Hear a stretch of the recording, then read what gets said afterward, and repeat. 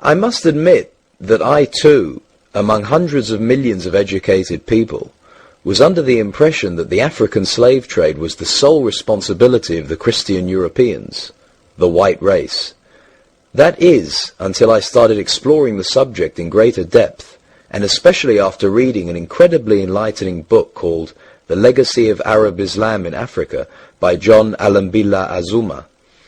My whole perspective and understanding has changed dramatically, and I would like you to tell us more about this subject. The success of Muhammadan Islam in deceiving, misinforming, deforming, and contorting both history and reality over a period of almost 1400 years has been astounding. That is, until now. The greatest tragedy about this particular subject is that most of the descendants of African slavery, the black people in the Americas, around the world, as well as among the African blacks, are totally ignorant of the actual facts.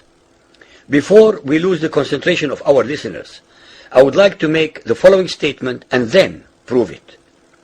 That the worst, most inhumane and most diabolical institution of the black African slave trade was initiated, refined, perpetrated, and implemented by the Mohammedan Arabs and later aided and abetted by the black converts to Mohammedan Islam. I predict that, as usual, the two subcultures, those of denial of facts and of political correctness, will attack us without once disproving a single statement and or conclusion that we make. Slavery was not created by the white races, because it has existed throughout human history and practiced by every tribe, culture, civilization, racial group, and religion. In fact, the very word slavery has its root in the name Slav, based upon the Slavic peoples of Europe who were subjugated by other Europeans. It is not common knowledge that the Arabic word abd is synonymous with the meaning of slave.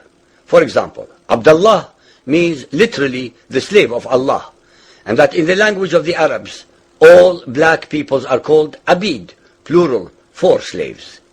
While much has been written concerning the transatlantic slave trade, surprisingly little attention has been paid to the Islamic slave trade across the Sahara, the Red Sea, and the Indian Ocean.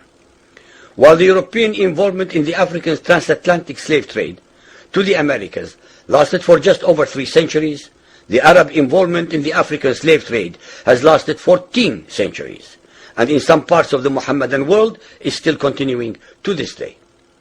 The birth of Mohammedan Islam and its conquests brought about the birth of institutionalized, systematized, and religiously sanctioned slave trade on a massive and global scale.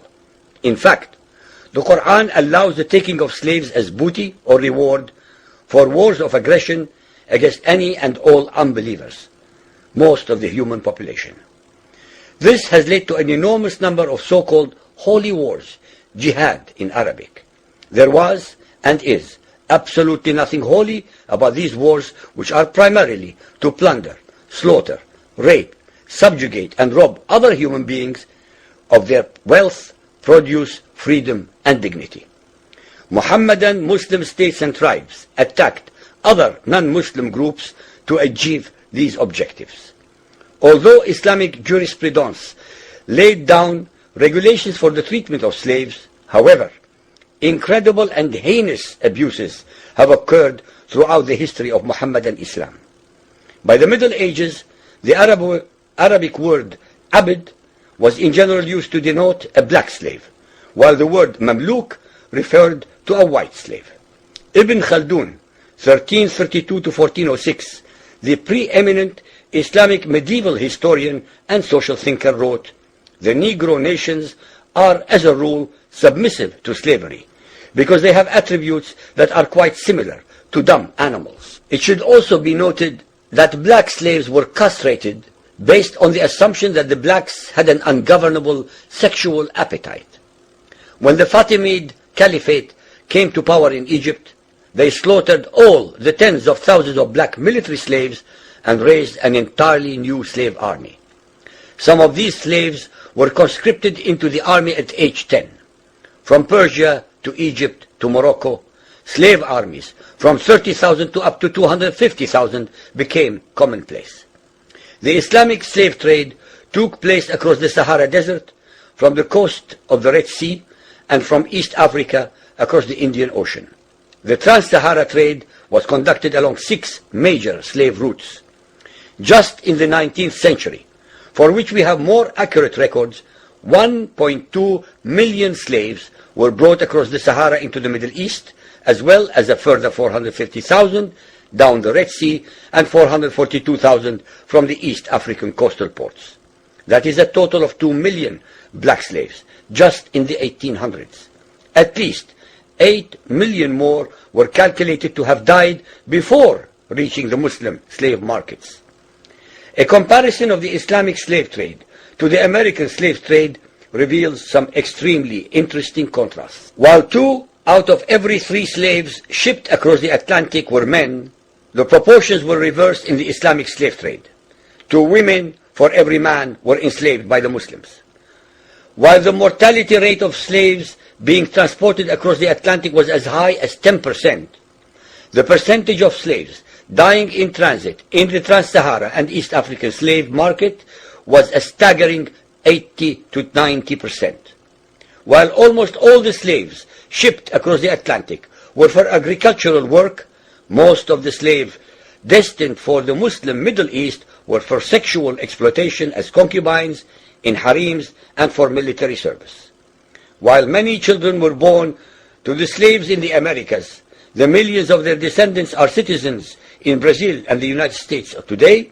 Very few descendants of the slaves that ended up in the Middle East survive. While most slaves who went to the Americas could marry and have families, most of the male slaves destined for the Middle East were castrated, and most of the children born to the women were killed at birth. It is estimated that possibly as many as 11 million Africans were transported across the Atlantic, 95% of which went to South and Central America, mainly to Portuguese, Spanish, and French possessions. Only 5% of the slaves ended up in what we call the United States today. However, a minimum of 28 million Africans were enslaved in the Muslim Middle East. Since at least 80% of those captured by Muslim slave traders were calculated to have died before reaching the slave markets, it is believed that the death toll from 1400 years of Arab and Muslim slave raids into Africa could have been as high as 112 millions.